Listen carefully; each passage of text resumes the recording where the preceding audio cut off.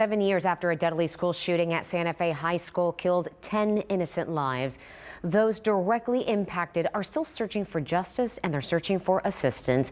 Take a look. This is John Bars right here, the Santa Fe ISD police officer who was critically injured during that shooting. He's been denied federal disability benefits after years of waiting for an answer.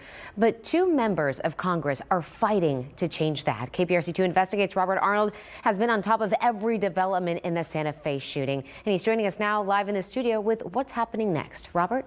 Today, Congressman Randy Weber and Senator Ted Cruz are reintroducing the Officer John Barnes Act in Congress. The bill targets how long it takes the Public Safety Officers Benefits Program to make a decision on claims. They've also sent a request to this office, which is under the Department of Justice, asking for an explanation as to why Barnes was denied. I don't know why exactly it was denied, but at this time it's been denied. Almost as hard as it was to hear the word no is the fact that John Barnes had to wait more than 5 years to get that answer. They told me I can appeal it, but I've waited 5.5 years since I applied, and I'm just worn out with all this. Barnes was the first to confront the gunman at Santa Fe High School in May 2018. A blast from a shotgun shredded an artery in his arm and ended his career as a cop. Barnes took us through that day in a recent episode of our investigative docuseries, The Evidence Room. I never saw him. All I knew is I had a big hole in my arm. It was like someone had stuck a garden hose in my arm and turned on the faucet. It was just, on the video, you could actually see blood shooting across and hitting the wall. You technically died, though. Oh, yeah, twice. My heart stopped in the helicopter, or when I was going to the helicopter, and my heart stopped between 4 and 5 minutes. And then it stopped again in the ER. Barnes joined Santa Fe ISD after retiring from the Houston Police Department. He'd only been at the district 2 months when he was critically wounded. It also meant he hadn't been there long enough to qualify for disability retirement.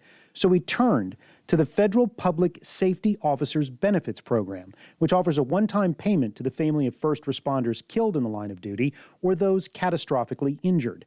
Barnes says it took PSOB from 2019 until last week to decide he didn't qualify, and he's still waiting to hear the full reason why. That's what's so frustrating is to have to wait that long for an answer is ridiculous. Why drag it out like that? I'd like to have the person come to my office and tell me face to face why this is a no. Congressman Randy Weber wants answers. And there's no reason why some bureaucrat sitting in an office up here, number one, should even question the fact that this wouldn't qualify on the Public Officers Benefits Act. Number two, that it should take this long. It's totally unacceptable. Weber, along with Senator Ted Cruz, are again filing the John Barnes Act, which would set a hard 270-day deadline for PSOB to make a decision on claims. I'm at my wit's end as far as all that's concerned. So we're just going to figure out what to do. This is not the first time the PSOB has been taking a task for taking a long time to decide claims. Bills have been passed before to try to help speed up the process, yet problems remain. Senator Cruz also told us today we owe it to officers like John Barnes to eliminate what he calls bureaucratic barriers hindering access to their benefits. We also have some data on how long it does take this office to decide on claims. That's on click2houston.com. And of course, we will keep you posted on this current bill that's been filed. And Robert, I know that you've been following this so closely. Do you want to ask you what the status is of the actual criminal case involving the school shooter? Demetrius Bogorchis. Right. It's still in limbo. He was declared incompetent to stand trial in 2019, and the doctors at the state hospital in Vernon have not been able to restore his competency. And until that happens, the criminal case cannot go forward. And I have to say that is a tremendous source of pain for the families of those who were killed and for the survivors. I can imagine. Robert, thank you for that. And